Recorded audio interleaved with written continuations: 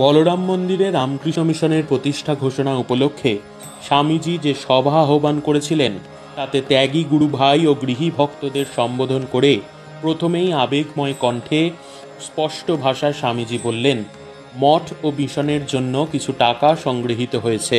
আমাদের শ্রী শ্রী মা দেশে আছেন, তাঁর মাসিক হাত খরচা বাবদ স্থায়ী তহবিলের সুদ থেকে সর্বাগ্রে কিছু দেওয়া উচিত মনে করি।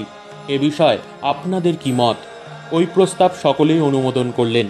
তখন স্বামীজি বলছেন, তাহলে মাসে কত ধার্য করা যেতে পারে? উত্তরে অনেকে অনেক রকম বলছেন। তিনি পাড়াগায় থাকেন, ব্রাহ্মণের বিধবা, যা কিছু সামান্য ৫-৭ টাকা দিলেই হবে ইত্যাদি। তখন স্বামীজি একটু বিমর্ষভাবে বলতে লাগলেন, সে কি ভাই, আমাদের সন্ন্যাস জীবন, সন্ন্যাসীর তো করতল ভিক্ষা তরুতল বাস, এই হলো আমাদের জীবন। আর বহুজন হিতায় বহুজন সুখায় আত্মন মোক্ষার্থং জগদ্ধিতায় চ, সব কিছু ত্যাগ করে তপস্যাই আমাদের ব্রত, এই হলো আমাদের আদর্শ।